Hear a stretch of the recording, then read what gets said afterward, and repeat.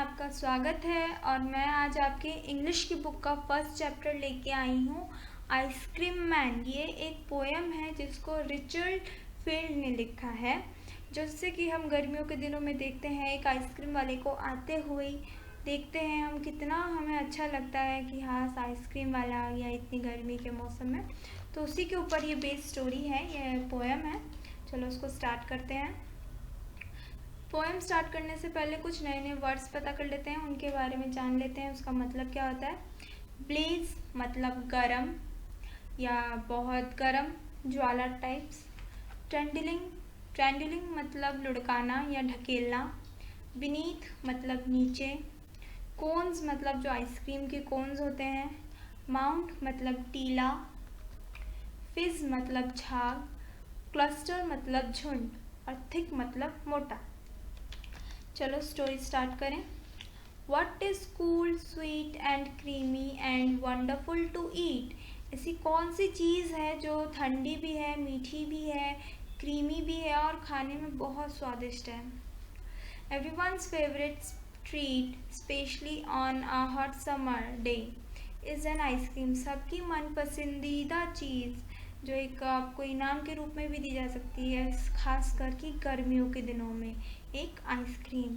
And everyone's favourite person और सबका पसंदीदा आदमी या व्यक्ति might just be the ice cream man, क्या हो सकता है एक आइसक्रीम बेचने वाला। When the summer in the city and bricks blaze of heat, the ice cream man with his little cart goes trundling down the street. यहाँ पे बताया गया है कि शहरों में जब गर्मी होती है, बहुत जब गर्मी होती है, तो आपने देखा होगा कि रास्ते में एकदम आप अपने घर के बाहर भी आप बिना चप्पलों के निकल नहीं सकते। तो उसमें वही बताया गया, ब्रिक्स मतलब ईंटें इतनी गर्म हो रही होती हैं कि रास्ता इतना गर्म हो रहा होता है कि आप निकल नहीं सकते। तभी एक आइसक्रीम वाला अपनी छोटी सी हाथ गाड़ी को ढकेलते हुए सड़क पे आगे बढ़ रहा है। Beneath his round umbrella, oh what a joyful sight to see him fill the cones with mounds of cooling browns and whites. तभी उसको नीचे से मतलब उसके छाते के नीचे से देखते हैं कि कितना मनमोहक दृश्य है, कितना खुशनुमा दृश्य है, नज़ारा है देखने का कि वो फिल कर रहा है मतलब डाल रहा है कोन्स के अंदर, माउंट्स मतलब टीले, किसकी बच्चों, ठंडी ठंडी ब्राउन्स एंड वाइट्स मतलब भूरे रंग की और सफ़ेद रंग की क्या, आइसक्रीम। जैसे कौन कौन से फ्लेवर की बच्चों, वनीला, चॉकलेट, स्ट्रॉबेरी, वनीला हो गई, चॉकलेट हो गई और स्ट्रॉबेरी फ्लेवर्स की आइसक्रीम डाल रहा है, उसमें फिलिंग डाल रहा है माउंट्स कोन्स में, उनकी माउंट्स बना बना के। और chilly things to drink from the bottle full of frosty fizz, और ठंडी ठंडी पीने की चीज़ें जो कि हैं फिज मतलब झाग वाली और एकदम ठंडी वाली। ग्रीन ऑरेंज वाइट और पिंक, हरी, नारंगी और सफ़ेद और गुलाबी। उसके पास इन फ्लेवर्स की है मतलब इन कलर्स की आती है ना बच्चों ड्रिंक्स पीने के लिए गर्मियों में, कि आपको अलग अलग तरह की ड्रिंक्स मिलती हैं पीने के लिए, ठंडी वाली आपको ग्रीन कलर की, ऑरेंज कलर की, वाइट कलर की, पिंक कलर की, इसी के बारे में बताया गया है।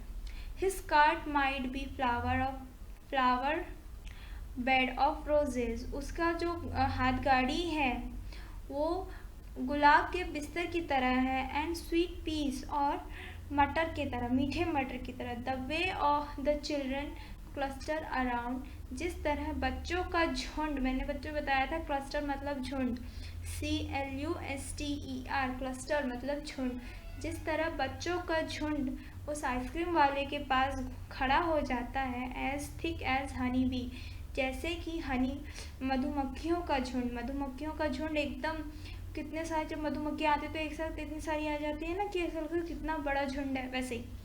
तो बच्चों मैं ये स्टोरी एक और बार पढ़ रही हूँ, ये पोएम ध्यान से सुनिएगा। When the summer in the city and bricks blaze of heat, the ice cream man with his little cart goes trundling down the street. Beneath his round umbrella, oh what a joyful sight to see him fill the cones with mounds of cooling browns and whites, vanilla, chocolate, strawberry, or chilly things to drink from the bottle full of frosty fizz, green, orange, white, or pink. His cart might be a flower of bed of roses and a sweet pea. The way the children cluster round as thick as honey bee. बच्चों ये poem किसने लिखी है? Rachel fields ने। चलो ये poem हम यहीं पे ख़त्म करते हैं। अब चलो let's come to the exercise. New words. Blaze, BLAZE, blaze मतलब ब्राइट, फ्लेम और फायर। मैंने जैसे बताया था बहुत गर्म या आग की तरह, ज्वाला की तरह। Trundling, moving a small boat wheels मतलब किसी चीज़ को धकेलना। माउंट्स, हीप और पील मतलब किसी चीज़ का ढेर। Frosty, chill drink making a hissing bubbling sound मतलब किसी चीज़ के अंदर जैसे आप कोई कोक या कुछ हिलाते हो, शेक करते हो तो उसके अंदर से बुलबुले से आते हैं ना, उसी को बोलते हैं। Cluster, gather around, group of similar things मतलब किसी चीज़ को इकट्ठा करना या किसी चीज़ एक जैसी चीज़ों का group. Reading is fun. In which season the ice cream is popular. बच्चों इसमें हमें पूछा गया है कि कौन से सीज़न में आइसक्रीम बहुत पॉपुलर हो जाती है मतलब मशहूर हो जाती है। कौन सा सीज़न ऐसा होता है जिसमें हमको आइसक्रीम खाना बहुत अच्छा लगता है। तो बताओ बच्चों आप इसमें कौन सा सीज़न लिखेंगे, आपको कौन से सीज़न में आइसक्रीम अच्छा लगता है। नॉर्मली हर कोई कहता है हमको हर सीज़न में आइसक्रीम अच्छा लगता है, बट नहीं, एक पर्टिकुलर एक ऐसा सीज़न होता है जिसमें आइसक्रीम सबका फेवरेट होता है। तो मैं आंसर बता रही हूँ। The ice cream is popular in the season in the summer season. कौन से सीज़न में बच्चों? गर्मियों में। The ice cream is popular in the summer season. ठीक है बच्चों, मैं क्वेश्चन एक और बार पढ़ रही हूँ और उसका आंसर भी एक और बार बताऊँगी। In which season ice cream is popular. In which season ice cream is popular. कौन से सीज़न में आइसक्रीम पॉपुलर होती है मतलब आइसक्रीम को कौन से सीज़न में पसंद किया जाता है सबसे ज़्यादा। The ice cream is popular in the summer season. In the summer season गर्मियों में आइसक्रीम को बहुत पसंद किया जाता है। Who feels joyful on seeing the ice cream man? किनको अच्छा लगता है जब वो आइसक्रीम मैन को देखते हैं। आप मत सबको पता ही होगा कि किनको अच्छा लगता है आइसक्रीम मैन को देखने पे गर्मियों के मौसम में। Who feels joyful on seeing the ice cream man? Ice cream man को देख के किनको अच्छा लगता है। The children feels, आंसर बच्चों में बता रही हूँ। The children feels joyful on seeing the ice cream man. The children, CHILDREN, children feels joyful on seeing the ice cream man. Question number 3. Name the different flavors of ice cream the ice cream man has in his cart. The ice cream man has answer मैं बता रही हूँ। The ice cream man has chocolate, vanilla, strawberry flavor in his cart. The ice cream man has chocolate, vanilla and strawberry flavor in his cart. मतलब जो ice cream वाले के पास कौन कौन से फ्लेवर थी? चॉकलेट थी, वेनिला थी, स्ट्रॉबेरी थी जो उसकी हाथ गाड़ी में थी। Question number 4. What are the 2 things the ice cream man is selling?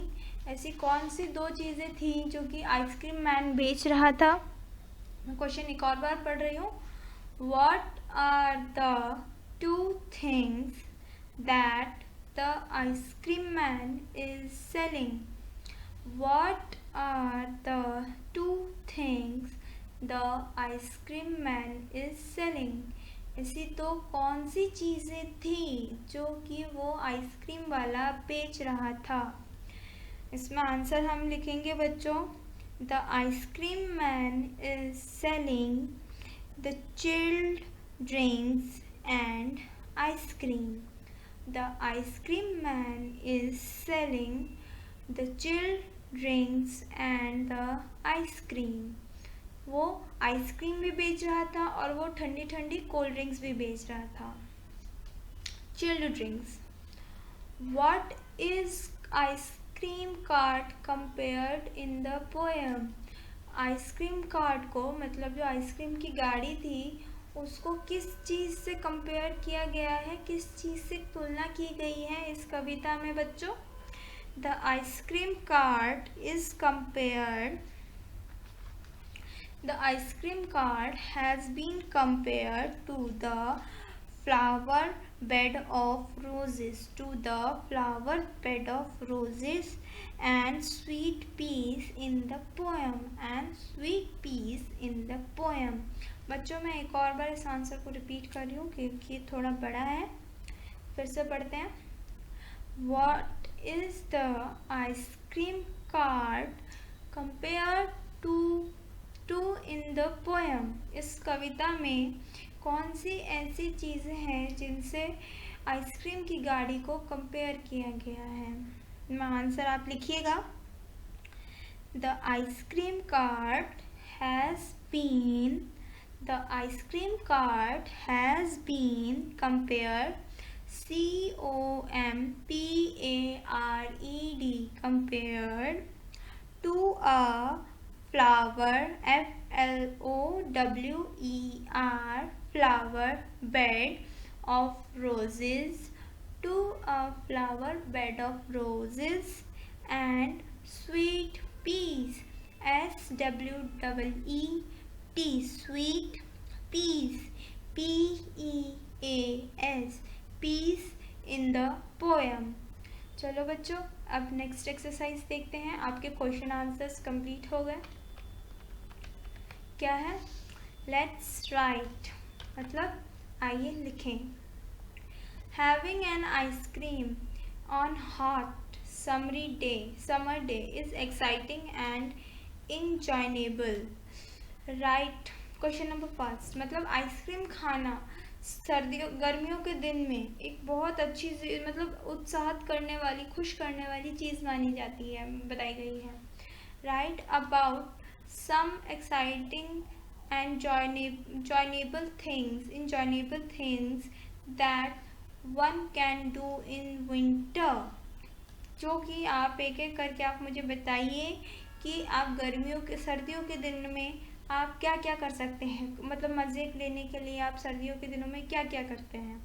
इसका आंसर होगा बच्चों, आप अपने हिसाब से लिखिएगा. आप सर्दियों में क्या क्या करते हैं? खेलते हैं बाहर, धूप में खेलते हैं, फिर मूंगफलियाँ खाते हैं, खट्टे खट्टे फ्रूट्स आते हैं जैसे संतरे वगैरह इस टाइम बहुत मिलते हैं सर्दियों में, फ्रूट्स के मज़े लेते हैं. फिर कुछ लोग आइस स्केटिंग करने जाते हैं और कुछ लोग बाहर घूमने जाते हैं, जो जगह गर्म होती हैं उन जगहों पे घूमने के लिए जाते हैं. तो मैंने अपने हिसाब से आंसर लिखा है, आपको मैं बता रही हूँ, आप उनको लिखिएगा तो आपको पेपर में अच्छे मार्क्स मिलेंगे. और मैं बच्चों मैं बता दूँ, जो मैंने आपको ऊपर क्वेश्चन आंसर्स के आंसर बताए हैं, प्लीज़ उनको भी लिख लीजिएगा क्योंकि वो आपके एग्ज़ाम्स में आ सकते हैं. पहला है, we can enjoy playing outside under the sun. पहला, we can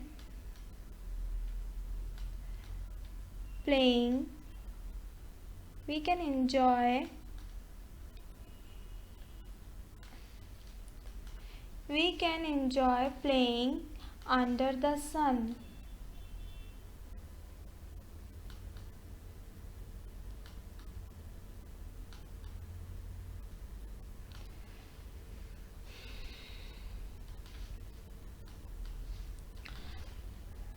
सॉरी बच्चों.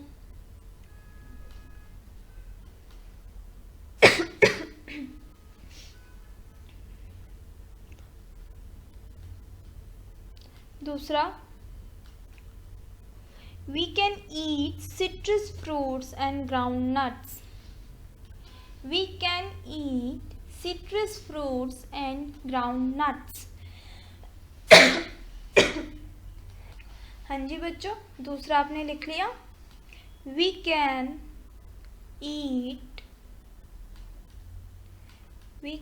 eat citrus fruit and groundnuts, मतलब हम खट्टे फल खा सकते हैं और मूंगफलियाँ भी खा सकते हैं। आप इस टाइम बहुत सारे लोग मूंगफली खाते हैं, बादाम खाते हैं। ऐसा तो हम गर्मियों में नहीं खा सकते ना, क्योंकि ये गर्म होते हैं। Eat groundnuts and citrus fruit. Question number third point है, मतलब we can go for ice skating. हम लोग आइस स्केटिंग के लिए पार्क जा सकते हैं, मतलब जो बड़े बड़े पार्क्स होते हैं मॉल्स वगैरह में, वहाँ पे आप आइस स्केटिंग करने के लिए जा सकते हैं। मैं फिर से बोल रही हूँ बच्चों, we can go for ice skating. We can go for ice skating. लिखिएगा third point, we can go for out ice skating. Skating की स्पेलिंग SKATING,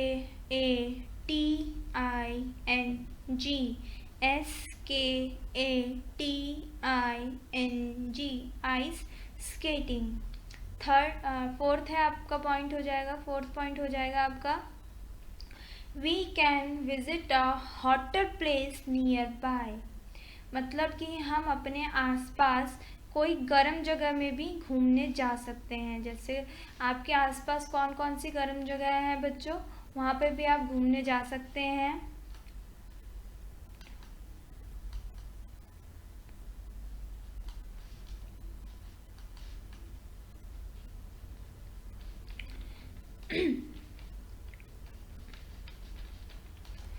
अब आगे बढ़ते हैं। List as many summer activities can you do. आप गर्मियों में कौन कौन सी एक्टिविटीज़ कर सकते हैं, उनके बारे में लिखिए। द समर एक्टिविटीज़, हम स्विमिंग कर सकते हैं, रिवर राफ्टिंग कर सकते हैं, आइस स्केटिंग कर सकते हैं, वाटर पार्क जा सकते हैं, और वाटर पेंटिंग कर सकते हैं, किसी आसपास की लेक्स पॉन्ड्स में भी जा सकते हैं, फिर या आइसक्रीम भी बना सकते हैं। घर में कुछ लोग आइसक्रीम भी बनाते हैं ना, उसी के बारे में है। तो मैं पहला बता रही हूँ, लिखिएगा स्विमिंग, SW, समर एक्टिविटीज़ डाल के यहाँ पे समर एक्टिविटीज़,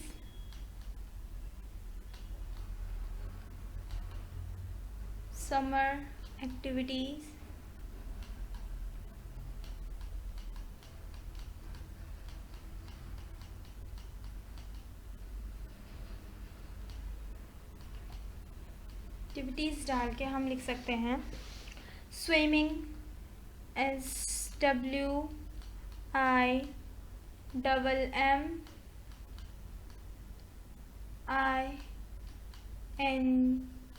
SWIMMING, स्विमिंग।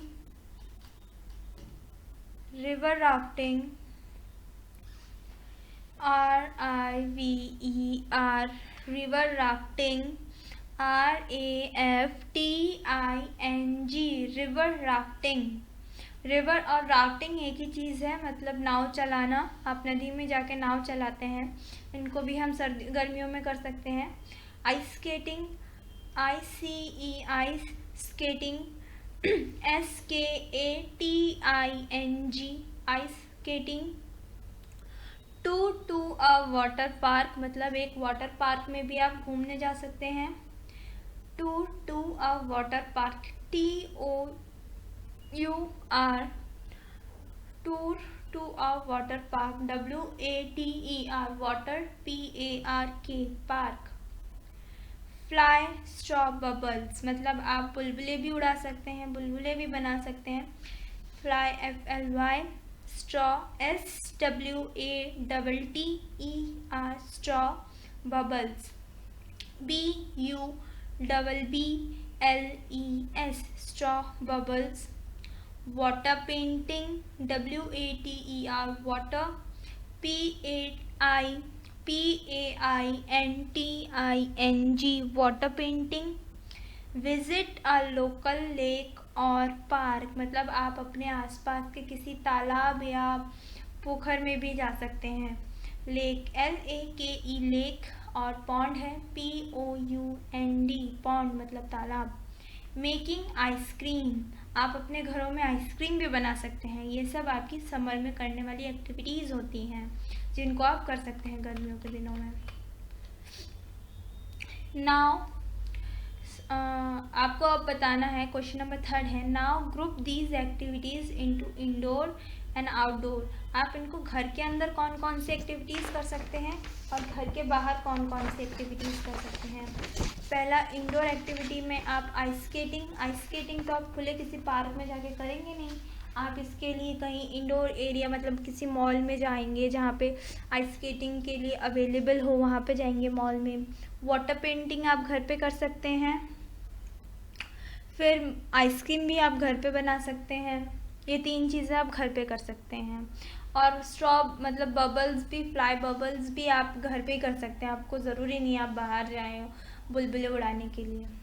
फिर जब दूसरा है आउटडोर्स एक्टिविटीज़ में आपकी कौन कौन सी आएंगी। आउटडोर एक्टिविटीज़ में स्विमिंग, तैरना, रिवर राफ्टिंग, और tour to a water park मतलब वाटर पार्क में जाना, और वाटरिंग द प्लांट्स, पौधों को पानी देना, visiting to your local lakes और पॉन्ड, आपके पास में जो आपके जो नज़दीक के पोखर या तालाब होंगे वहाँ पे घूमने जाना। ठीक है, ये हमारी एक्टिविटी हो गई। अब आगे बढ़ते हैं। से अलाउड मतलब जोर से बोलना। आगे बढ़ते हैं। Say aloud, circle the words where you get the Z sound, 1 is done for you, एक आपके लिए कर रखा है। इसमें हमको सर्कल करना है जिसमें हमको Z का साउंड आए। पहला जैसे आपके लिए कर रखा है हनी बीज, बीज में आपको Z का साउंड आ रहा है ना, Z, वैसे ही वाला। चलो हम ट्राई करते हैं। पहला है प्राइस, प्राइस में हमको CE का आ रहा है और इसमें हमको प्राइज Z का साउंड आ रहा है ना, तो पहला हो गया Z। फिर मेज Z का साउंड MAZE मेज। फिर राइस, इसमें भी हमको Z का साउंड आ रहा है। ब्लिज,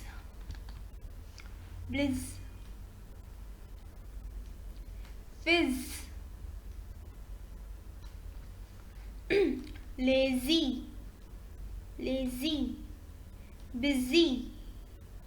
बिजी, जिसमें बच्चों हमको Z का साउंड दिया गया है हमको उसी में सर्कल करना है, बिजी। फिर राइस या रेस तो नहीं होगा, राइस। चेज, दीज, चेज नहीं आएगा, दिस नहीं आ रहा, फ्रॉस्टी में भी नहीं आ रहा। ठीक है बच्चों, हम आगे बढ़ते हैं। अब let's listen and tell the sound that these words in the poem produce. आपको इसमें बताना है कि कौन सा साउंड ये जो कार्ट और ड्रिंक है वो प्रोड्यूस करते हैं। मतलब जब ये जो गाड़ी चलती है, मतलब कार्ट जब चल रही थी तब कौन सा साउंड प्रोड्यूस हो रहा था, और जब हम ड्रिंक्स की बात कर रहे थे तब कौन सा साउंड प्रोड्यूस हो रहा था। Can you make the sound, क्या आप मेक दीज साउंड्स, क्या आप इन साउंड्स को बना सकते हैं। तो अब जब कार्ट चल रही थी तो कौन सा साउंड प्रोड्यूस हो रहा था बच्चों। इसमें बच्चों हमारा जो पहला वाला साउंड है कार्ट को हम कैसे साउंड कर रहा था, वो ट्रेंडलिंग कर रहा था ना, मतलब हम उसको लुढ़का रहे थे, धकेल रहे थे, तो उसमें से कैसी साउंड आएंगी आपको पता ही है। जब हम किसी जोर से किसी चीज़ को धक्का मारते हैं तो उसमें से कैसी साउंड आती है, तो इसमें हम लिखेंगे ट्रेंडल्स, TRUNDLES।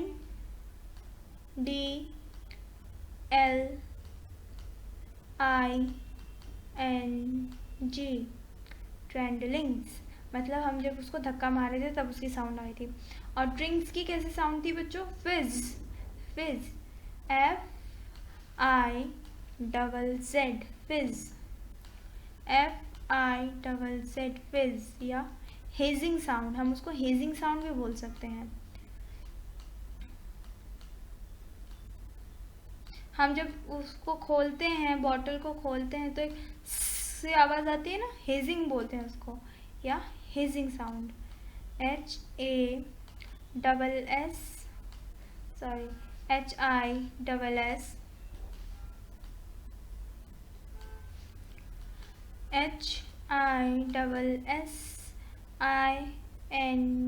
Hedging sound.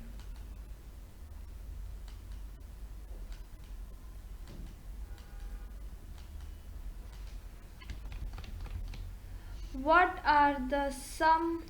are some of the different sounds you can hear when ice cream man cross, मतलब comes? आप कौन कौन सी अलग अलग आवाज़ें सुनते हैं जब एक आइसक्रीम वाला आता है? उसकी घंटियों की आवाज़ सुनते होंगे आप, उसके फिर वो जो उसकी बेल्स जो बजती हैं उसकी आवाज़ आती है, उसके जो पहिए होते हैं, जो व्हील्स की उसकी जो आवाज़ होती है आइसक्रीम वाले की, उसकी कार्ट की जो आवाज़ें होती हैं वो सुनते होंगे। उसमें आप ये खुद से लिखिएगा। Find out and write a report.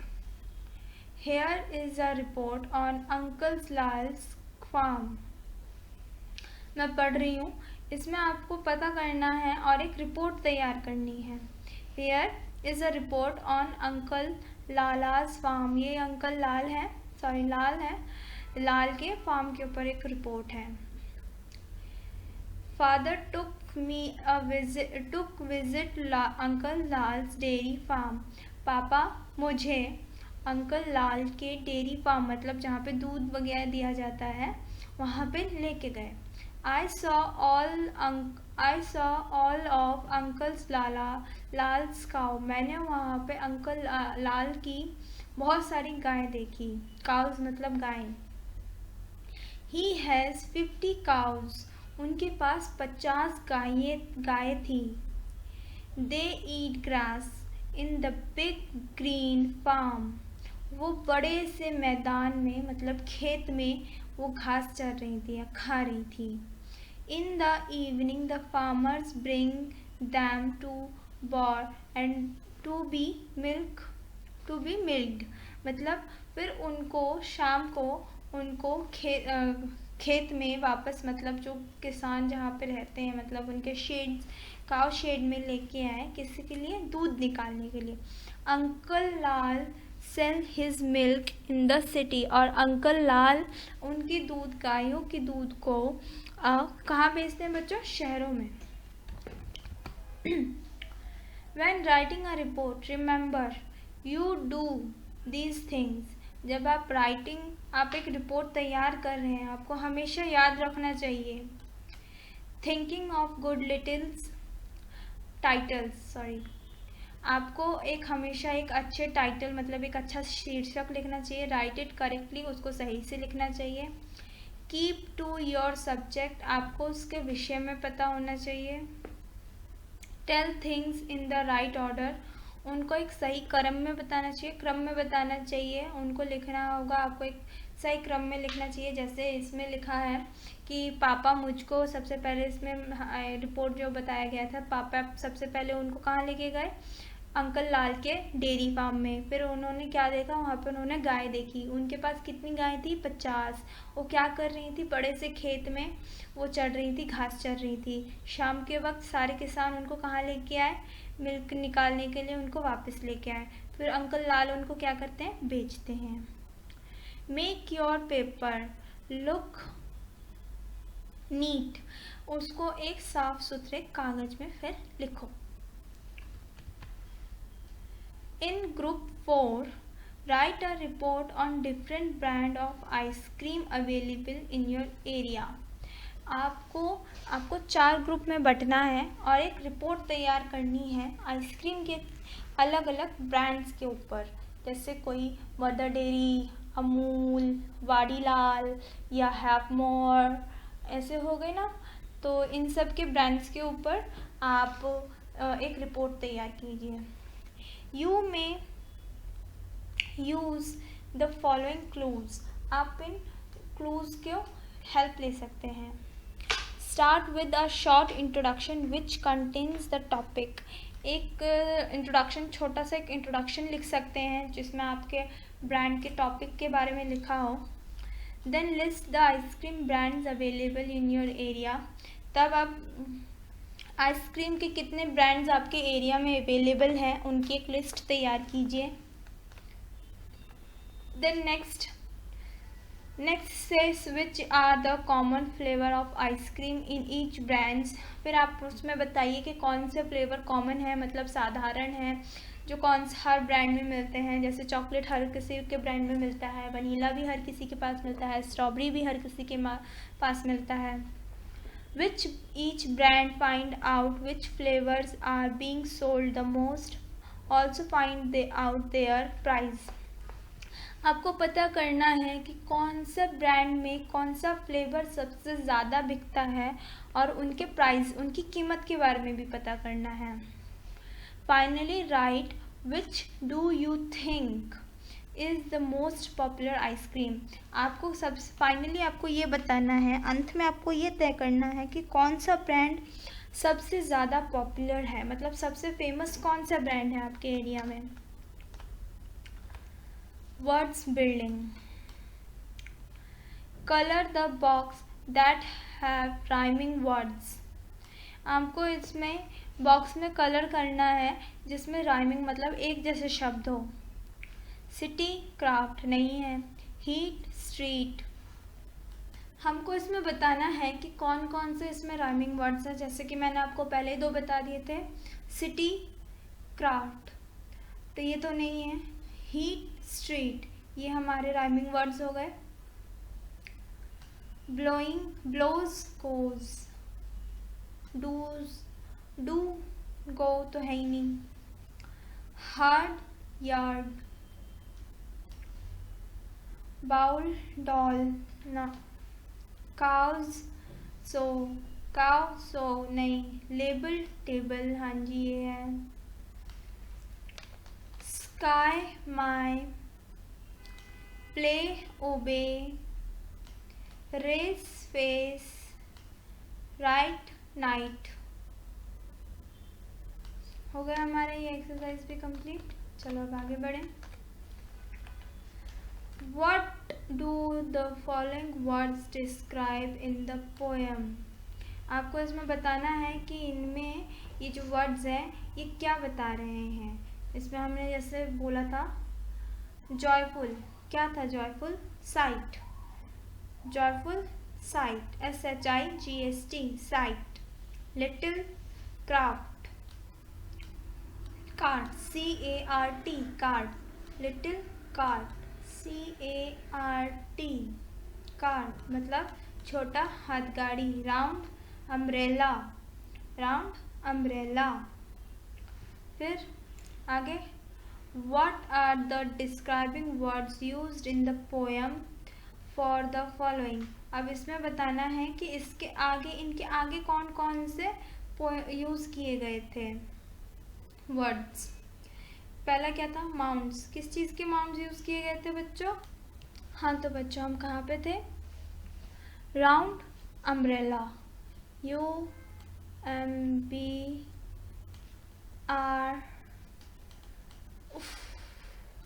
Sorry बच्चों हम नीचे पे थे। Write are the describing words used in the poem for the following. Months के लिए बच्चों हम लोगों ने क्या यूज़ किया था वहाँ पे? Cooling browns and whites, cooling browns and whites. उसमें हम फिल क्या कर रहा था? वो आइसक्रीम ही तो फिल कर रहा था ना। कौन कौन से? ठंडी ठंडी कूलिंग ब्राउन्स एंड वाइट। दूसरा क्या था बच्चों? फ्लेवर। कौन कौन से फ्लेवर थे उसके पास? चॉकलेट, वेनीला, स्ट्रॉबेरी, ये सब उसके पास फ्लेवर थी, चॉकलेट, वेनीला और स्ट्रॉबेरी। फिर तीसरा बच्चों cluster. A thick as honeybees, thick as honeybees मतलब ऐसी इतनी मोटी जितनी कि मधुमक्खियों का झुंड। ठीक है बच्चों, अब हम अपनी नेक्स्ट एक्सरसाइज स्टार्ट करते हैं। फन टाइम मतलब मस्ती का समय। Colour the box with the colour of flavours mentioned in each. In box को कलर करना है जो फ्लेवर आपको मेंशन किए गए हैं। जैसे चॉकलेट के लिए हम लोग ब्राउन कलर यूज़ करेंगे, वनीला के लिए वाइट, ऑरेंज के लिए ऑरेंज कलर, ब्लैक करेंट के लिए बच्चों आप कौन सा कलर यूज़ करेंगे, जो भी आपको पसंद हो। ब्लैक करेंट वैसे रेड होता है। स्ट्रॉबेरी आप पिंक कलर यूज़ करेंगे। रास्पबेरी के लिए भी आप रेड कलर यूज़ कर सकते हैं या डार्क पिंक यूज़ कर सकते हैं। बटर स्कॉच आप ब्राउन और येलोइश का कॉम्बिनेशन होता है बटर स्कॉच। पिस्ता के लिए आप लाइट ग्रीन का यूज़ करेंगे।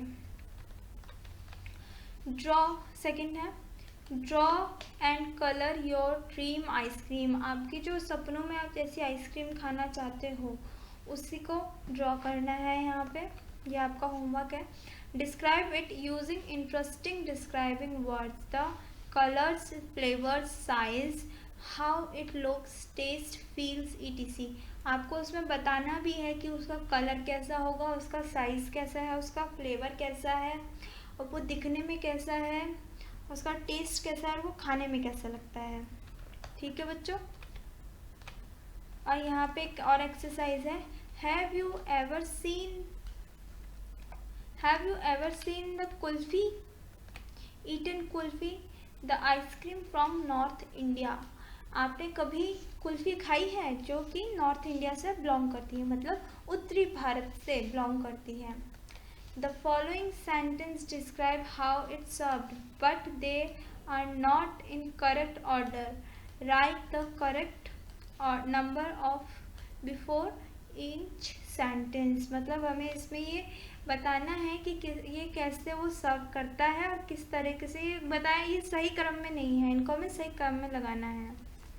पहले हम सबको पढ़ लेते हैं, फिर हम उनको एक एक करके नंबर सीरीज में लगाएंगे। ठीक है बच्चों, पहला, he scoops out the kulfi on a plate। दूसरा, then he pours some sweet syrup over it and serve it। Third, kulfi वाला takes the kulfi mold out of the pitcher। चौथा, he arranges some falooda around it।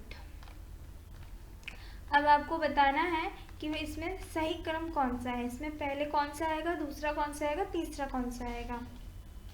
तो पहला बच्चों हमारा आएगा, the kulfi वाला takes the kulfi mould out of the picture. मतलब पहला कुल्फी वाला अपने जो स्पून दिख रहा है, टोंग टाइप का दिख रहा है, इसमें से कुल्फी निकालता है, पहला, first.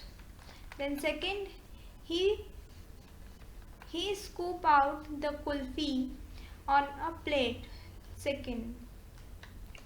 Third, he arranged some faluda on it, around it, third। Fourth, then he pours some sweet syrup over it and serve it। ये फोर्थ है। तब इसमें वो एक मीठी सी एक सिरप डालता है और उसको हमको प्लेट में सर्व करता है। ठीक है बच्चों, यहीं पे आपका ये चैप्टर ख़त्म होता है। मैं आपको मिलूँगी आपके अगले चैप्टर के साथ। तब तक के लिए बाय बाय, टेक केयर। चलो बच्चों, हम अपना चैप्टर आगे कंप्लीट करते हैं। Wonderful waste. चैप्टर स्टार्ट करने से पहले कुछ नए शब्दों के बारे में जान लेते हैं, जिनके बारे में हम पहले भी जान चुके हैं या हमें और आगे के चैप्टर्स में हमने जैसे सीखा है, हम इसको भी आगे स्टार्ट करते हैं। बच्चों, त्रावणकोर मतलब ये एक जगह है जो इंडिया में है। ये केरला साइड में था, मतलब केरला को पहले त्रावणकोर कहा जाता था। नॉर्मली जैसे हिस्टोरिकल नेम था ये केरला का। सर्वे निरीक्षण, SURVEY, सर्वे मतलब निरीक्षण। मतलब टीचर करते हैं ना, आप लोगों का सर्वे करते हैं कि कौन सा बच्चा क्या कर रहा है, कौन सा बच्चा क्या नहीं कर रहा, उसी को कहते हैं। प्रिपेयर्ड, PREPARED, प्रिपेयर्ड मतलब तैयारी।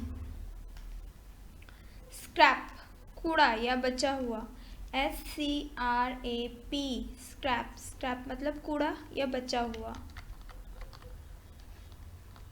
स्ट्रेनली, सख्ती से, स्ट्रिक्टनेस, इसको हम बोलते हैं स्ट्रिक्ट, उसी से, सख्ती से।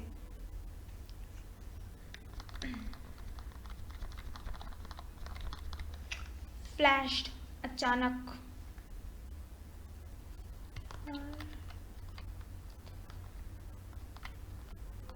गेस्ट, मेहमान, GUEST, गेस्ट, मेहमान।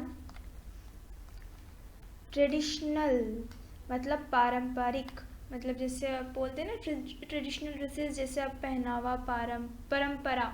ट्रेडिशनल मतलब पारंपरिक। ठीक है बच्चों, चलो हम ये चैप्टर अब स्टार्ट करते हैं।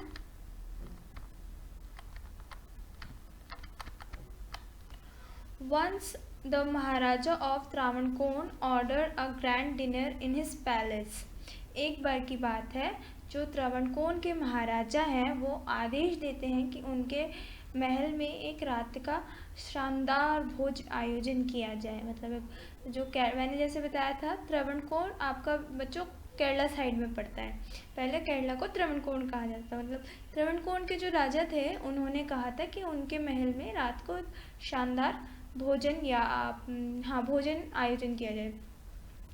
इन the afternoon before the dinner the maharaja entered the kitchen to survey the dish that had been prepared for the feast. दोपहर के समय महाराजा किचन में जाते हैं कि मतलब निरीक्षण करने के लिए कि रात वो भोज के लिए किस चीज़ की तैयारी, मतलब क्या बनेगा।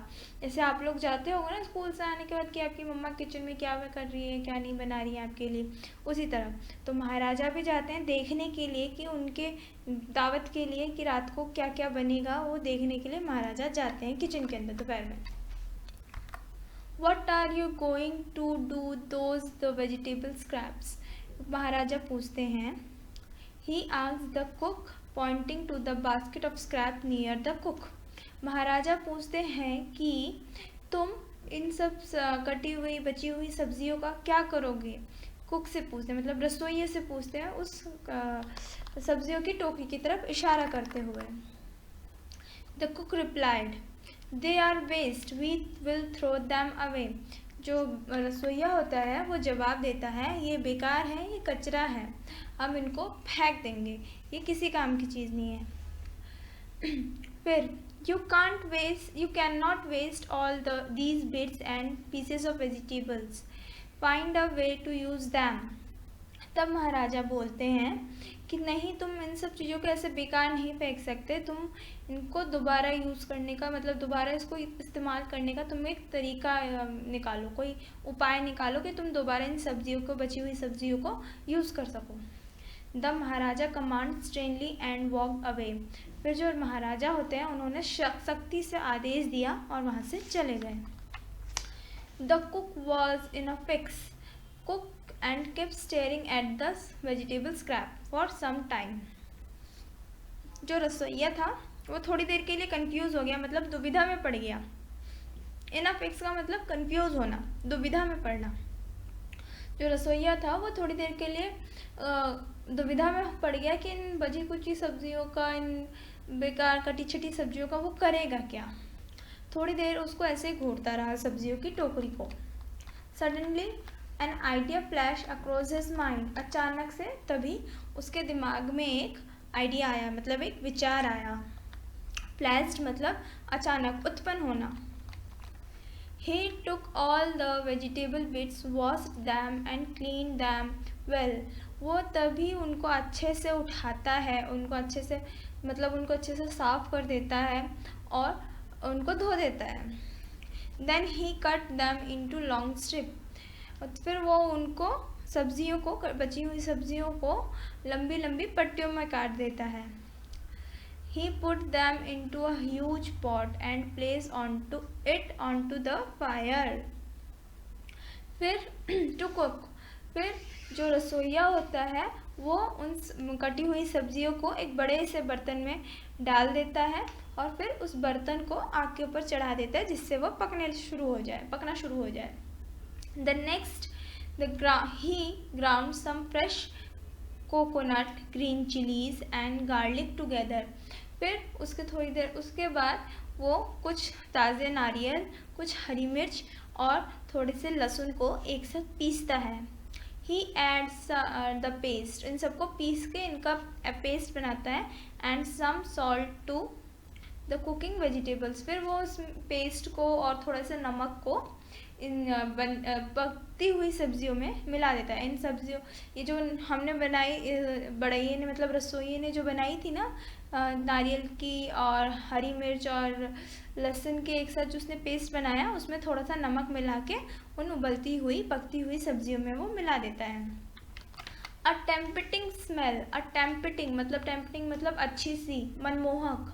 अ tempting smell started coming from the pot, एक अच्छी सी खुशबू जो मन को अच्छी लगे, मनमोहक सी खुशबू उस बर्तन में से आने लगी। Now he whipped some curd and add into the curry, फिर उसने थोड़े से दही को फेंटा और उस कड़ी में मिला दिया। He also poured a few spoons full of coconut, फिर उसने कुछ चम्मच भर के नारियल का तेल डाला। And decorate the dish with the curry leaves, और जो डिश है उसको कड़ी पत्ते से सजा दिया। Lo and behold the new dish was ready, ये देखिए जो उसकी नई डिश थी वो तैयार हो गई।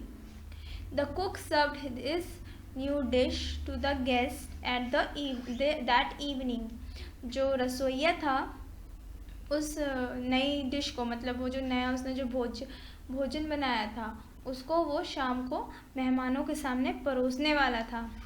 एवरीवन वॉज ईगर मतलब उत्सुक, सब उत्सुक थे। To know the name of the new dish, सब जो मेहमान जो थे वो बहुत उत्सुक थे कि उस जो नई डिश है, वो जो नया भोजन है उसका नाम क्या है।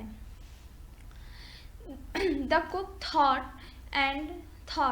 जो रसोइया था वो सोच रहा था। Then a name came to his mind, फिर तभी अचानक उसके दिमाग में एक नाम आया।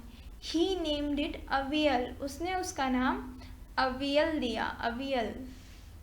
Aviyal become famous all over Kerala, avial अब पूरे केरला में बहुत मशहूर हो चुका था। And is now one of the dishes in traditional Kerala feast, अब ये जो अवियल है हर पारंपरिक त्यौहार, केरला के त्यौहार में, फेस्टिवल्स में ये इसको बनाया जाता है, अवियल को बनाया जाता है। अब हर कुछ जैसे कोई भी पारंपरिक चीज़ होती है वहाँ पे आप अपनी कोई ट्रेडिशन के अकॉर्डिंग कुछ ना कुछ तो बनाते ही हैं खाने पीने के लिए, वैसे ही तो ये केरला की हर ट्रेडिशनल फेस्टिवल या फीस्ट बोले हम, उसमें ये बनता था।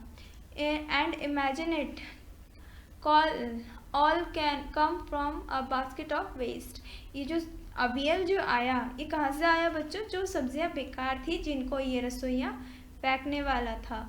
क्या इसीलिए कहते हैं बच्चों हमें कभी भी चीज़ों को वेस्ट नहीं करना चाहिए, हमें उसका दोबारा यूज़ करना चाहिए, हमको सोच समझ के उसको फेंकना चाहिए कि कोई चीज़ कभी वेस्ट ना हो पाए।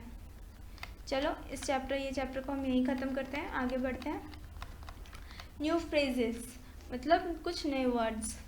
इन a fix a situation hard to escape from, मतलब ऐसी सिचुएशन, ऐसा स्थिति जिससे आप भाग ना सको। Flash across the mind, suddenly think of मतलब अचानक से कोई बात दिमाग में आ जाए। Lo and behold, look what a surprise, ये क्या हुआ मतलब कोई एक अचानक से कोई चीज़ हो जाना। Traditional feed, a hearty meal for many guest served on the special occasion, मतलब एक सबकी मनपसंद फेवरेट, जो बोलते हैं हम जैसे सबके मनपसंद फेवरेट जिसको सर्व किया जाए सभी मेहमानों के सामने कोई खास मौके पे, ओकेजन मतलब मौका। रीडिंग इज़ फन, बच्चों ये क्वेश्चन आंसर्स हैं, चलो हम इनके क्वेश्चन आंसर्स को ट्राई करते हैं। पहला क्वेश्चन है what were the preparations in the palace for. There were, मैं आंसर बता रही हूँ, there were preparations for a grand feast in the palace. There were preparations for a grand feast in the palace। मतलब वहाँ पे एक शानदार भोज की तैयारी चल रही थी, मतलब महल में एक शानदार भोज की तैयारी चल रही थी। Why did the Maharaja go into the kitchen in the afternoon? महाराजा रसोई में दोपहर के समय क्यों गए? The Maharaja went to the kitchen. The Maharaja went to the kitchen because to see what dish had been prepared for the feast। मैं फिर से बोल रही हूँ। The Maharaja went to the kitchen because to see what dish had been prepared for the feast। बच्चों फिर से मैं एक और बार तीसरी बार ये वाला बता रही हूँ क्योंकि थोड़ा सा बड़ा है। क्वेश्चन भी बता रही हूँ, मैं रिपीट कर रही हूँ। Why did the Maharaja go into the kitchen in the afternoon? महाराजा रसोई में दोपहर के समय क्यों गए? आप बच्चों जैसे कि हमने देखा कि महाराजा क्यों गए थे, आपको मैंने पहले भी एक दो बार आंसर में बताया है, मैं फिर से एक बार रिपीट कर रही हूँ। The Maharaja went to the kitchen because to see what dish had been prepared for the feast। Maharaja kitchen में इसलिए गए क्योंकि वो देखना चाहते थे कि रात के खाने के लिए कौन सी डिश, मतलब कौन सा भोज्य का सामान, मतलब खाने की चीज़ बन रही है। क्वेश्चन नंबर 3 है, What had the cook planned to do with the vegetable scraps? मतलब जो रसोइया था उसने उन बची कुची सब्जियों का क्या करने का सोचा, उन बची कुची सब्जियों के साथ क्या करना चाहता था वो जो रसोइया था।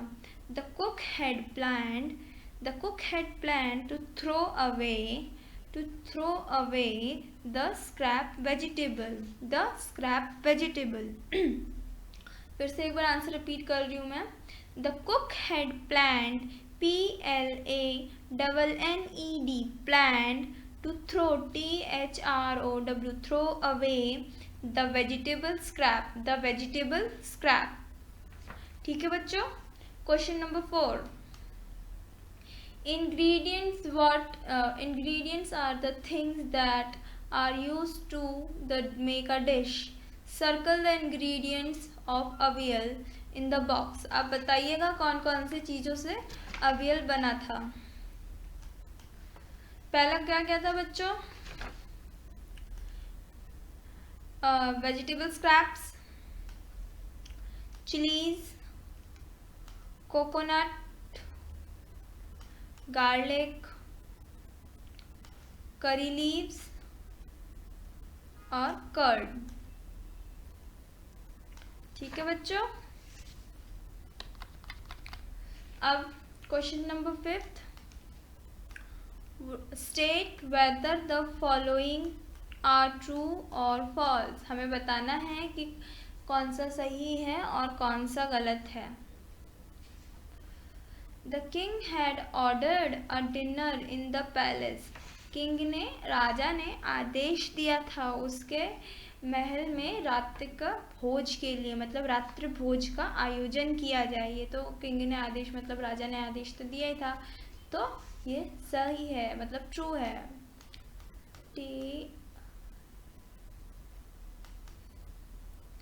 True. Second, no one had heard और टेस्टेड द अवियल बिफोर। मतलब ना ही किसी ने इसके बारे में सुना और ना ही कभी किसी ने इसको खाया इससे पहले। मतलब ये जो अवियल है ना ही कभी इसके बारे में किसी ने सुना था, ना ही किसी ने खाया था, तो ये तो सच है। तो उसने इसको पहली बार बनाया था, इसको अचानक से उसके दिमाग में आया तो उसने बना दिया, तो दिस इज ट्रू।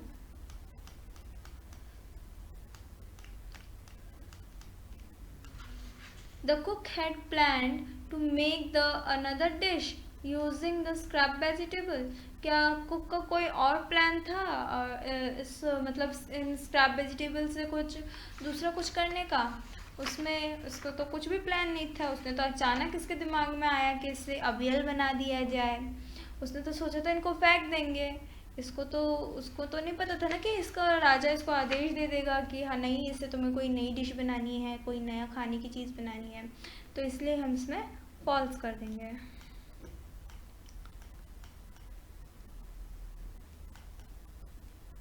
फॉल्स। आगे है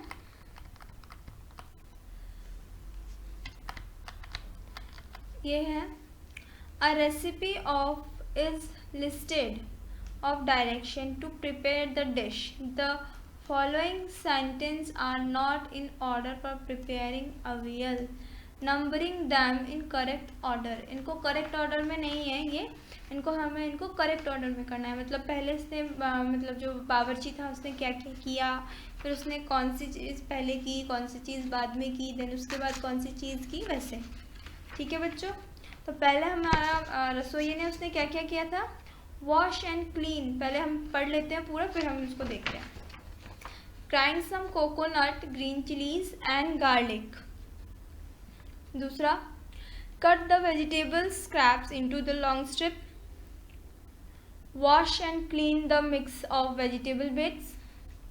decorate with the curry leaves. whip some curds and mix it in. Pour some coconut oil on top. Avial is ready. अब चलो बच्चों, हम इनको पता करते हैं कौन सी चीज़ पहले आएगी। तो इन्होंने हमारे लिए कर रखा है, पहला वाला तो इन्होंने बता रखा है, wash and clean the mix of the vegetable bits. इन्होंने पहले रसोई ने उसको अच्छे से धोया, फिर उसको साफ़ किया था। फिर दूसरे में क्या किया था, cut the vegetable scrap into the long strip. उस मतलब रसोई ने उन सारी बची कुची सब्जियों को लंबी लंबी पतली पतली पट्टियों में काटा था। तो ये हमारा हो जाएगा दूसरा। फिर थर्ड टाइम तीसरी बार में उसने क्या किया, grind some coconut, green chillies and garlic. फिर उसने कुछ लहसुन और नारियल और हरी मिर्च को काटा, मतलब पीसा। ये हो जाएगा हमारा तीसरा। फिर फिफ्थ हो जाएगा हमारा, whip some curd and mix in it. फिर फोर्थ हो जाएगा हमारा, whip some curd and mix it in. फिर उसने थोड़ी सी दही को एक साथ फेंट के फिर उस कड़ी में मिला दिया था। तो ये हमारा हो जाएगा फोर्थ। फिर फिफ्थ आएगा, पोर सम कोकोनट ऑयल ऑन टॉप। फिर उसने कुछ नारियल की तेल की बूंदें उसमें डाल दी। और six, decorate with the curry leaves, last. ठीक है बच्चों, और सेवेंथ हमारा हो जाएगा, अवियल इज रेडी। इस तरीके से उसने अवियल को बनाया। Given the box are some things that the children do after reach the home from school. Choose the 5 things that you do when you reach home from the school. Write them in order. यहाँ पे जो आपको दिया गया है, इसमें आपको क्या करना है बच्चों कि आपको बताना है आप स्कूल से घर पहुँचने के बाद क्या क्या करते हो, क्या आप नहीं करते। ठीक है, इनको हमको एक ऑर्डर में लिखना है। जैसे आप स्कूल से घर जाने के बाद क्या क्या करते हो, पहले आप put away the school bag, अपने स्कूल बैग को अपने मतलब रखते हो। फिर देन आप क्या करते हो, आप जैसे यूनिफॉर्म चेंज करते हो, change out the school uniform. Then wash up and clean it, wash अपने हाथ मुँह धोते हो। फिर अपनी मम्मी से बातें करते हो कि आपने स्कूल में क्या क्या किया। फिर अपना दोपहर का खाना खाते हो, फिर टीवी देखते हो। जो भी आप करते हो उनको यहाँ पे कर लेना। ठीक है बच्चों, लेट्स टॉक। चलो बात करें। The Maharaja was a vice man and ordered the cook to use the vegetable scrap instead throwing them away. जो महाराजा था वो एक अच्छा आदमी था, इसलिए उसने आदेश दिया कि ये जो बची कुची सब्जियां हैं इनको यूज़ करें बजाय फेंकने की। मतलब उसने कहा था कि इनको फेंको मत, इनको दोबारा यूज़ करो, इनको रीयूज़ करो। Name some of the things which are thrown away at home और इन स्कूल। मतलब आप ऐसे कुछ चीज़ों के नाम बताइए जिनको आप रीयूज़ कर सकते हैं, लेकिन वो आपके घर से और आपके स्कूल में फेंक दी जाती हैं। ठीक है। sit in a group of 4 and think of interesting way in which they can be made useful। आप इनको मतलब 4 का ग्रुप बनाओ और उनके बारे में सोचो। जो आपने बेकार चीज़ सोच के उनको फेंक रखी है, उनको आप दोबारा कैसे इस्तेमाल में लाए, उनके अच्छा इस्तेमाल सोचो। Put up your finding on the black board. जो चीज़ें आपने पता की है, जिन चीज़ों के बारे में आपने ढूंढा है कि इनको हम दोबारा यूज़ कर सकते हैं, उन सब चीज़ों के बारे में ब्लैक बोर्ड में एक लिस्ट बनाओ। Word buildings, pair work. Some words have more than one meaning. Some, for example, point, meaning noun. A dot in a print or writing. Full stop, decimal, the number you score in the game. मतलब ये जो point word है, इसके हमें 2 meaning बताए जाते हैं। एक हम उसको संज्ञा के रूप में भी यूज़ कर सकते हैं और उसको हम वर्ब के रूप में भी यूज़ कर सकते हैं, मतलब क्रिया के रूप में भी यूज़ कर सकते हैं। संज्ञा के रूप में हम कैसे यूज़ कर सकते हैं, जैसे आप कोई सेंटेंस लिख रहे हैं तो लास्ट में हमने उसको डॉट देके फुल स्टॉप करके हमने उसको वहीं पे ख़त्म कर दिया। और डेसिमल का और यूज़ हम कैसे कर सकते हैं बच्चों, पॉइंट का इस्तेमाल हम लोग जैसे कोई नंबर लिखते हैं 1.2, यहाँ पे मैं लिख के दिखा रही हूँ आपको 1.2, 4.5, ऐसे करके जो डेसिमल वाले डिजिट होते हैं या आपको स्कोर करते हैं, उसी को कहते हैं पॉइंट। ठीक है, जैसे आप 1.2, 1.3 कहते हैं ना, वैसे ही। और इसको हम वर्ब के लिए कैसे शो करते हैं, वर्ब में मतलब क्रिया के रूप में कैसे यूज़ करते हैं, टू शो और कॉल अटेंशन टू समथिंग, मतलब किसी चीज़ को दिखाते हुए, किसी चीज़ के ऊपर इशारा करते हुए। जैसे मैं कहूँगी पॉइंटिंग दिस बुक, मैं इस बुक की तरफ इशारा कर रही हूँ, मतलब मैं इस बुक की तरफ देख के बता रही हूँ, इशारा करते हुए बता रही हूँ, मैं कोई क्रिया कर रही हूँ ना, मतलब मैं इसको दिखा रही हूँ, इस चीज़ के बारे में बता रही हूँ, तो इसी को वर्ब के रूप में यूज़ करते हैं।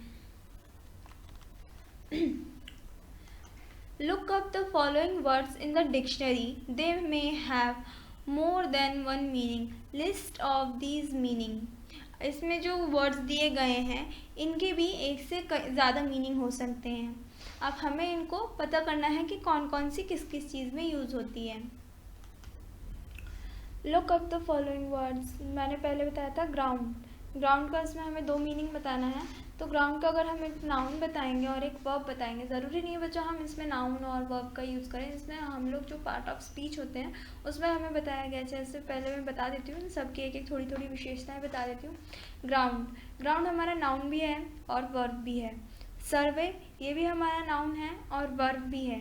स्क्रैप ये भी नाउन और वर्ब है। पर बच्चों स्ट्रेनली और टेम्पटिंग, स्ट्रेनली हमारी क्रिया विशेषण है, मतलब हम उसको क्रिया विशेषण क्यों कह रहे हैं बच्चों, क्योंकि आप अगर देखें कि ये किसी चीज़ की विशेषता भी बताता है कि हम किसी चीज़ को गुस्से में देख रहे हैं, हम काम भी कर रहे हैं, साथ में कोई चीज़ है हमारे साथ हम कर रहे हैं, विशेष बता रहे हैं कि हम उसको गुस्से में देख रहे थे, तो उनको सख्ती से आदेश दे के गया है ना, महाराजा उनको स्ट्रेनली कमांडेड, मतलब उनको सख्ती से आदेश दे के गए थे।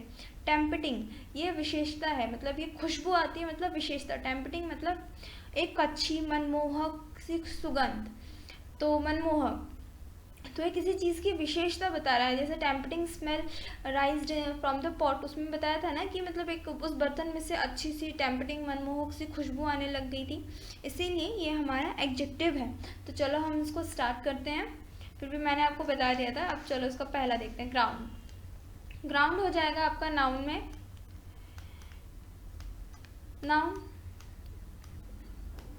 नाउन को अगर देखें, सरफेस ऑफ अर्थ मतलब ज़मीन का एक टुकड़ा या ज़मीन की सतह। एन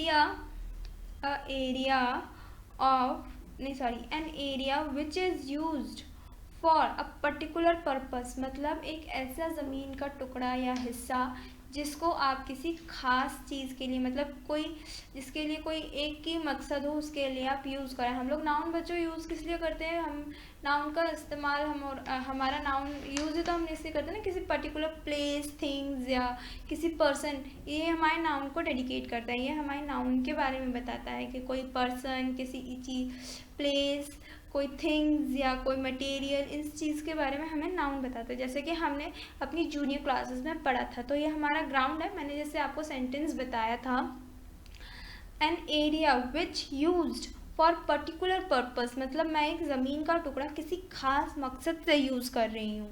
ये हमारा हो गया नाउन का यूज़। इसका हम वर्ब देखेंगे। अगर वर्ब होगा तो ये हमारा पास्ट टेंस में जाके ग्राइंड हो जाएगा, GRIND, ग्राइंड। ठीक है बच्चों, ये हमारा वर्ब हो गया। और फिर सर्वे।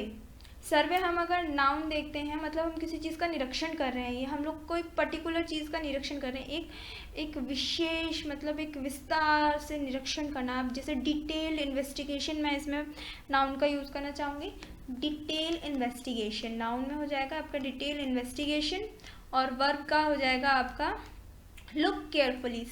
सर्वे मतलब आप किसी चीज़ के बारे में ध्यान से निरीक्षण कर रहे हैं, आप इसमें काम भी कर रहे हैं।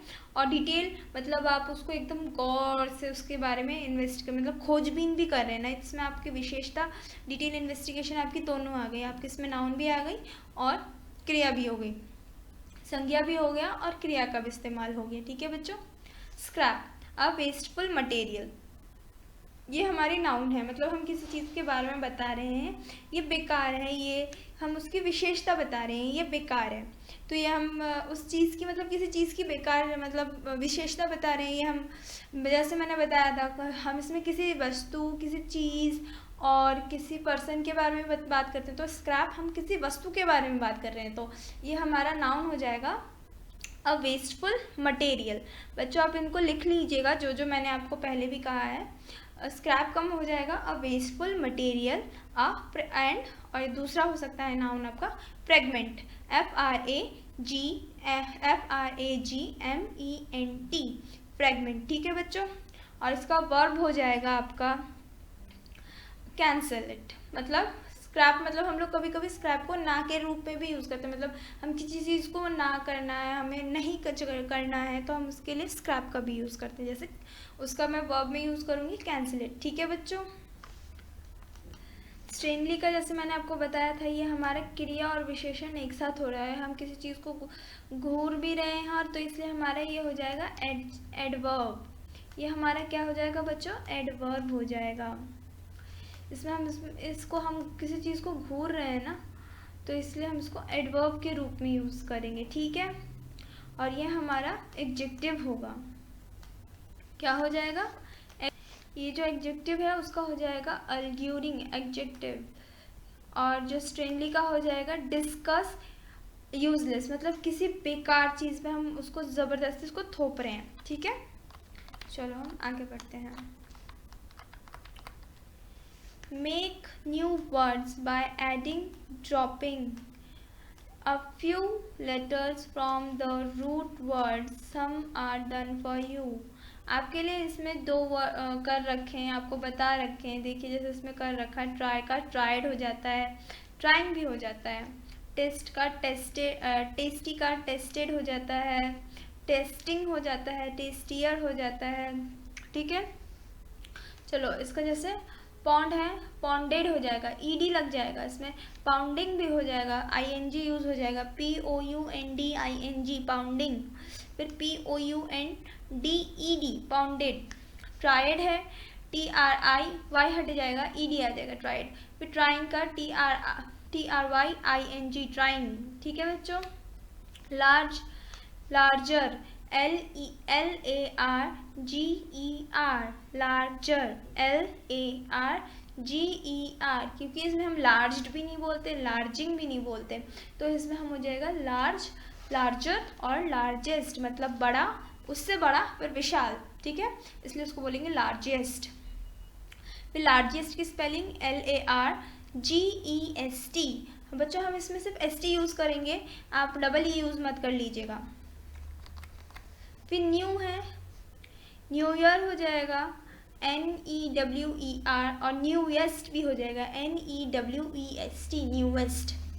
टेस्टी है, टेस्टिंग भी हो जाएगा, टेस्टियर हो जाएगा, टेस्टीएस्ट भी हो जाएगा, EST जुड़ जाएगा, IEST है, जैसे Y हट गया है यहाँ पे, इसलिए यहाँ पे सब में IST आ जाएगा। इसमें बच्चों देखिएगा जिसमें आपका Y हट के इसमें I का यूज़ हो जाएगा। फिर अब वाइज, वाइज मतलब अच्छा, वाइजर, वाइजेस्ट, मतलब WISER, वाइजर। फिर होगा आपका वाइजेस्ट, वाइजेस्ट, WIISEST, वाइजेस्ट, ठीक है। स्टार्ट, स्टार्ट का स्टार्टेड, स्टार्टिंग, ठीक है बच्चों। Clean, cleaned, cleaning, cleaner, cleanest, ठीक है बच्चों। Do any of these words do any of these words use all the 4 endings? Yes, clean, clean में हमने सब चारों का यूज़ किया। फिर टेस्टी, टेस्ट में भी हमने चारों का यूज़ किया, ठीक है बच्चों, ठीक है। इसमें हमारा क्लीन और ये tasty. Find out, find out, name foods, first name food that is made in your home festival. आपके घरों में ऐसी कौन सी चीज़ है, बताना है कि आपके घर में, sorry, name foods that is made in your home. आपके पहला है फॉर फीस्ट और फेस्टिवल, आपको बताना है कि कौन से मतलब दिनों में, त्योहारों में या कोई ख़ास मौके पे आपके घर में क्या क्या बनता है। When you are unwell, जब आपकी तबीयत खराब होती है तब आपके घर में क्या बनता है। एवरी डे, रोज़ आपके घर में क्या खाने को बनता है। Share the information with your friends, ये जो आपका इन्फॉर्मेशन है इनको आपके दोस्तों के साथ भी शेयर करें, मतलब बांटें, एक दूसरे से पूछें उनके घर में त्योहारों पे या कोई ख़ास मौके पे क्या क्या बनता है, या जब वो लोग बीमार होते हैं तब उनके घर पे उनके लिए क्या बनता है, और रोज़ाना उनके घर पे खाने के लिए क्या बनता है, ठीक है बच्चों। Avial is a dish made in Kerala. Do you have a similar dish in your own state made from a mix of many vegetables? What is called? Note down the ingredients used to make it. Write down the recipe. Present attractively and display on the class board. You can draw and sketch the pictures too.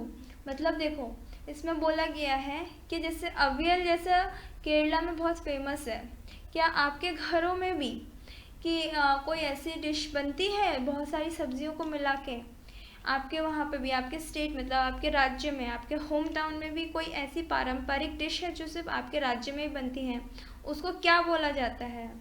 अपनी notebook में इनके ingredients, मतलब इसमें कौन कौन सी सामग्रियाँ पड़ती हैं, इसमें क्या क्या डलता है, उसकी सामग्री के बारे में पता कीजिए।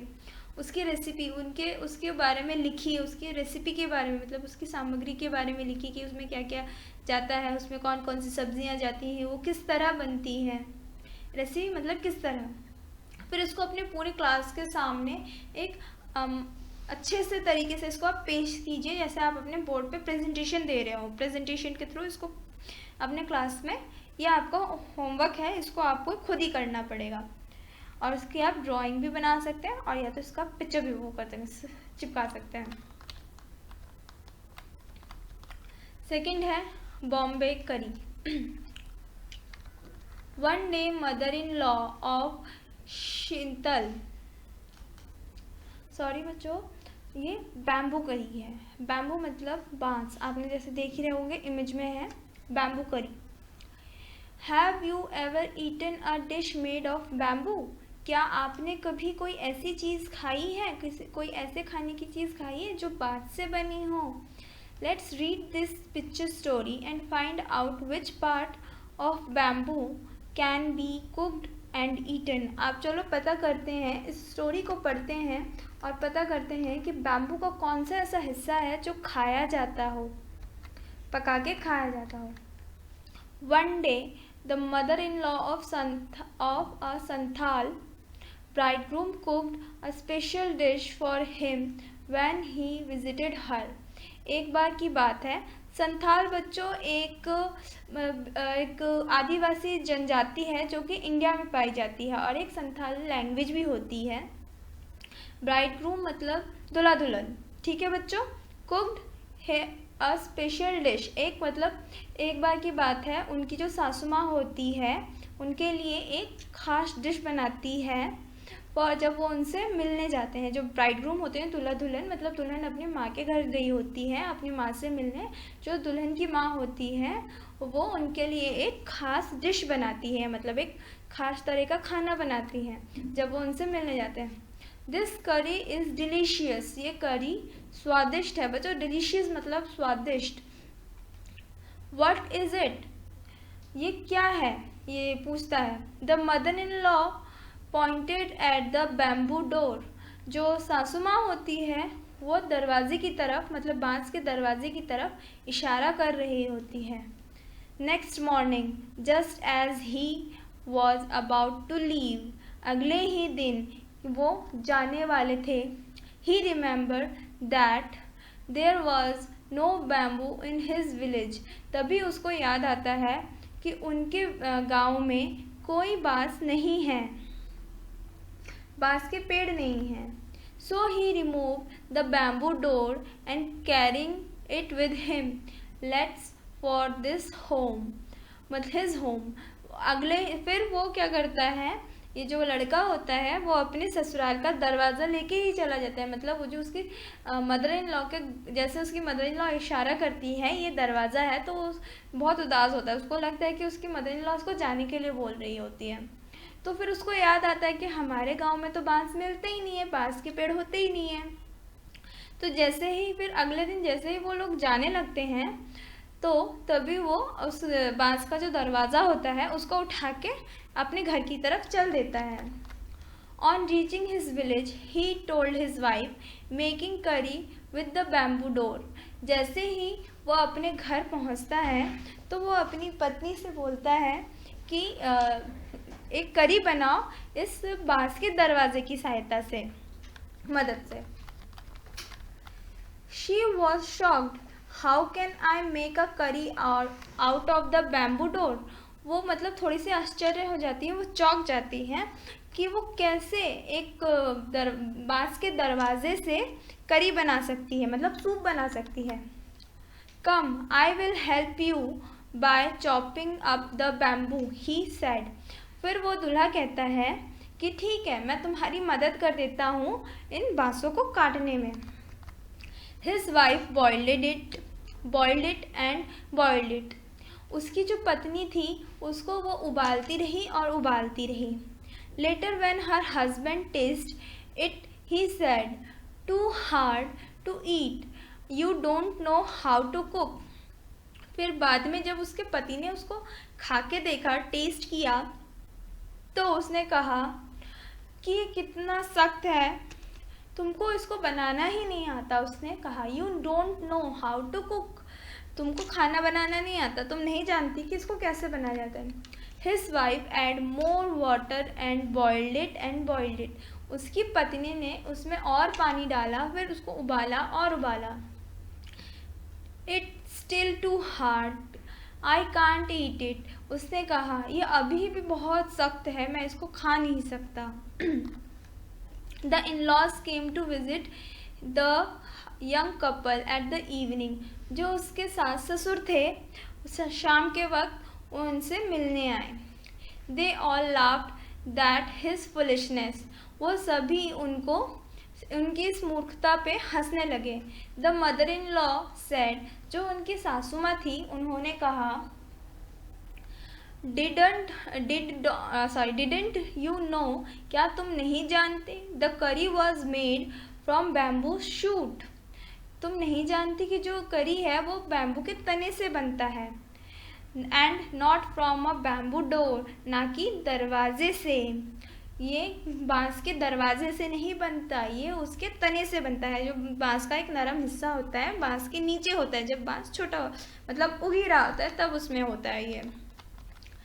ये सांथाल फोक टेल है, मतलब ये जो वहाँ की आदिवासी इलाके की एक पारंपरिक कहानी है। फोक मतलब पारंपरिक कहानी है, ठीक है बच्चों, वहाँ से ली गई है। डिड यू नो दिस, क्या आपको पता था? Let's write. Complete the sentence meaningfully. The bridegroom left with the door of his in-laws house because it was made up, किससे बना था? and dash and there was no bamboo in his, क्या था बच्चों उसमें? तो बच्चों इसमें जैसे पहला वाला बताया गया है, इसमें 2 डैश के इस्तेमाल किए गए हैं। जो ब्राइडग्रूम मतलब जो दूल्हा दुल्हन थे, वो जब अपने ससुराल से घर वापस जा रहे होते हैं तो वो अपने साथ क्या लेके जा रहे होते हैं? बांस का दरवाज़ा। तो इसमें हम लिख देंगे bamboo door, made up of bamboo door, ठीक है। फिर there was no bamboo in his, उनके गांव में क्या नहीं था बच्चों? बांस, उनके गांव में कोई बांस नहीं था, तो इसमें हम बैम्बू लिखेंगे, ठीक है। देयर वॉज नो, सॉरी यहाँ पे हम विलेज लिखेंगे, उनके गांव में कोई बांस का पेड़ नहीं था, तो इसमें हम विलेज लिखेंगे।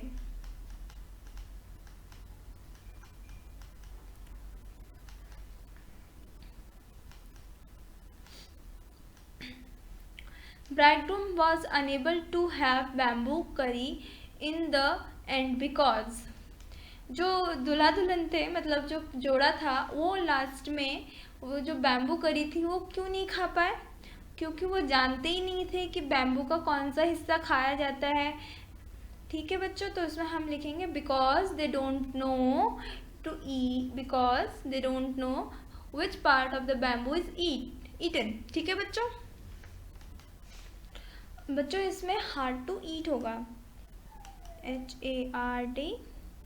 The bridegroom was unable to have the bamboo curry in the end because hard to eat, क्योंकि वो बहुत सख्त है ना खाने में, hard to eat।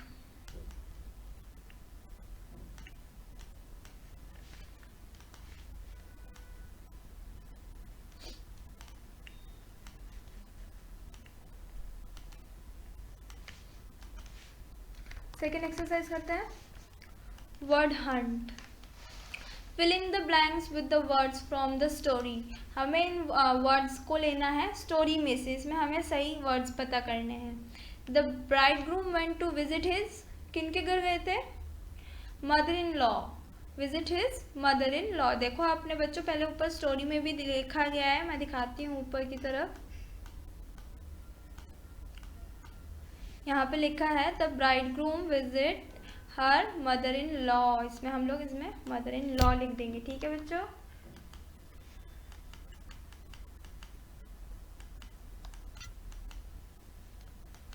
इसलिए हम यहाँ पे मदर इन लॉ लिखेंगे।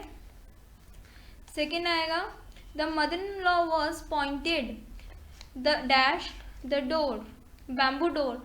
मदर इन लॉ किसके ऊपर पॉइंट कर रही थी? Pointed at the bamboo door, इसमें हम एट लिखेंगे। he stayed the night with his, he stayed the night dash his in-laws, तो इसमें आएगा with, वो अपने रिश्तेदारों के साथ, मतलब अपने रिश्तेदारों के साथ उसने वहाँ पे रात गुजारी। he carried the dash back with him, he carried the dash back with him, मतलब वो अपने साथ क्या लेके गया था? Bamboo door. वो क्या लेके गया था? Bamboo door. वो अपने साथ वो बांस का दरवाज़ा लेके चला गया था ना, इसलिए इसमें आएगा bamboo door, bamboo door. The करी डोर,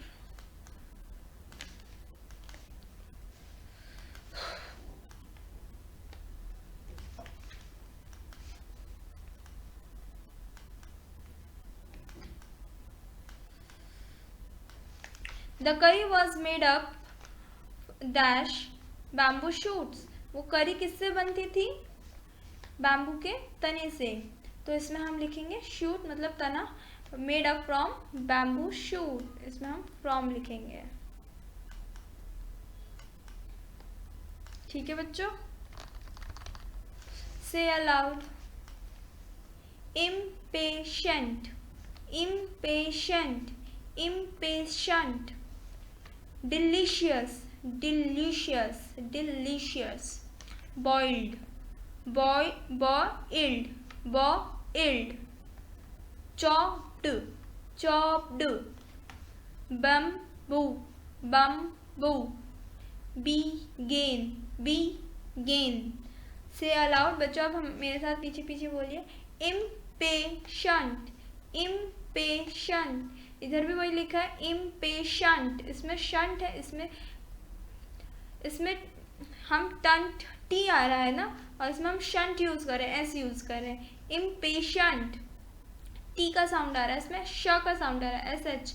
ठीक है बच्चों, डिलीशियस, डिलीशियस, इसमें हम सी यूज कर रहे हैं, शश, एस एच। शश में हमारा साउंड हमेशा एस एच का आता है, पर हम स्पेलिंग क्यों लिखते हैं शश, DELICIOUS, डिलीशियस, और डिलीशियस, तो हमारा साउंड एच एस का आता है, एस एच का आता है। Boiled, boiled, chopped, chopped, bamboo, bamboo, begin। ठीक है बच्चों, थैंक यू। उम्मीद करती हूँ आपको ये चैप्टर समझ में आया होगा।